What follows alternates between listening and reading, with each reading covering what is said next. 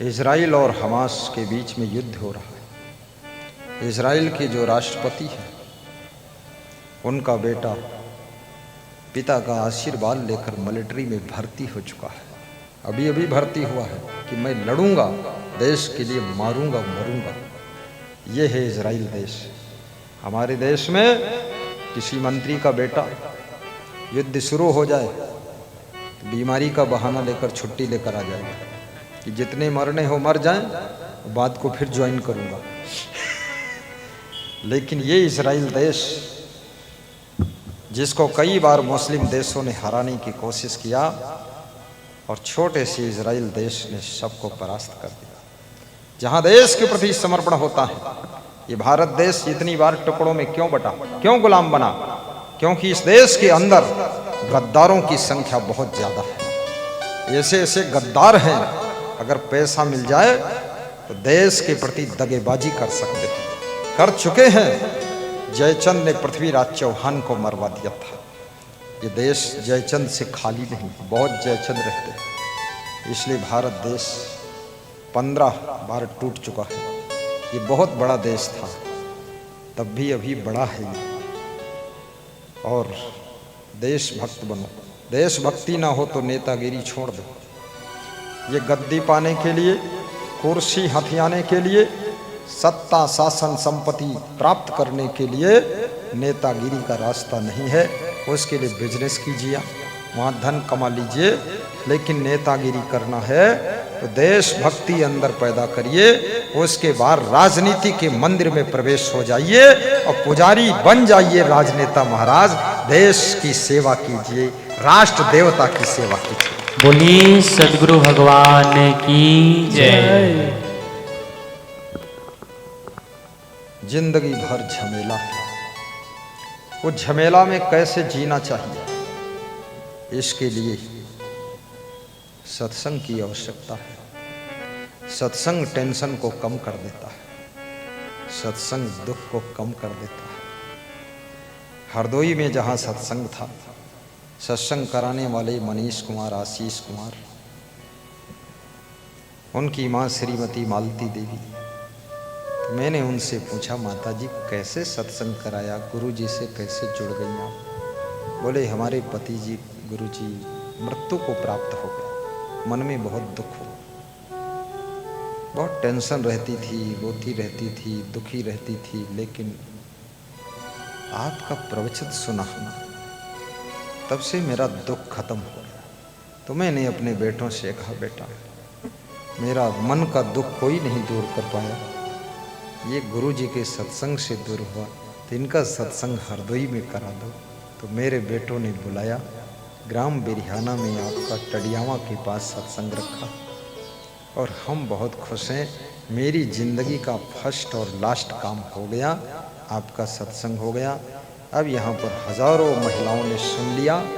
शायद बहुत लोगों के घर में दुख है, सबका दुख हल्का हो जाएगा। दुख को हल्का करने वाला सत्संग होता है।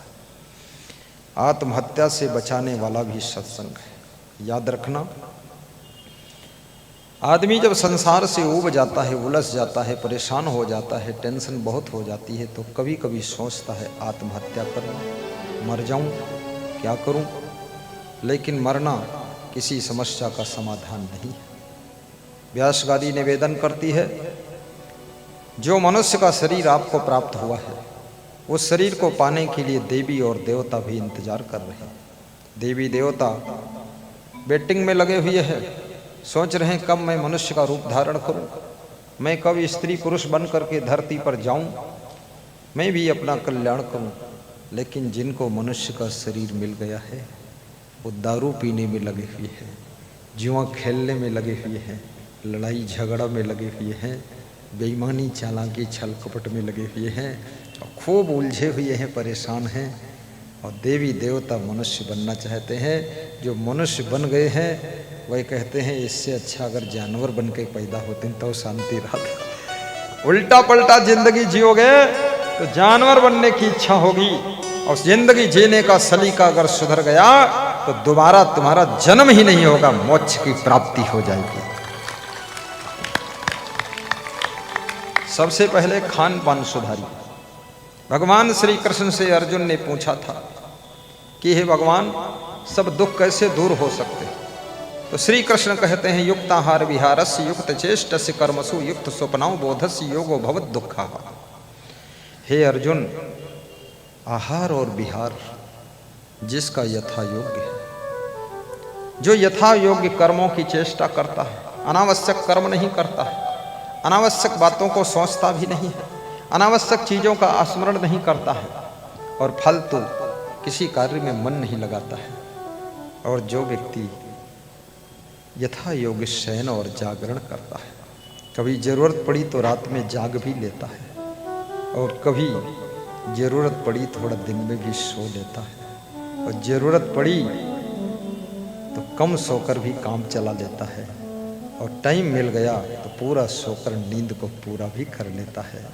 जिसने सोना और जागना, खाना और पीना, आहार और विहार और कर्मों की चेष्टा को सुधार लिया है, कृष्ण कहते हैं उसके सभी दुख दूर हो जाते हैं और उसके जीवन में सुख शुभारंभ हो जाता है, सुख शुभारंभ हो जाता है।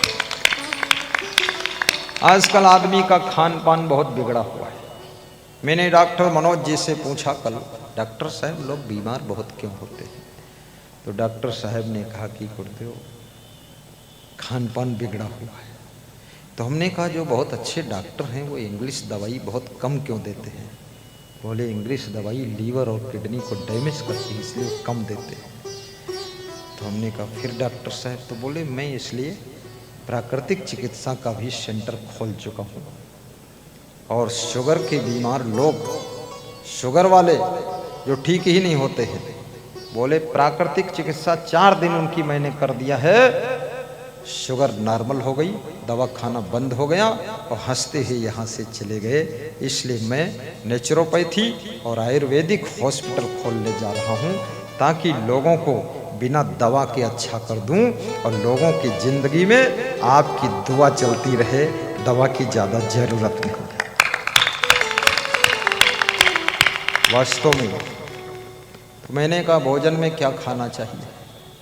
तो उन्होंने बताया ये जो भी भोजन है सब में यूरिया, डीएपी, फास्फोरस सब पड़ा हुआ है, ये भोजन सब केमिकल युक्त है गुरुदेव, इसको खाकर लोग जरूर बीमार रहेंगे।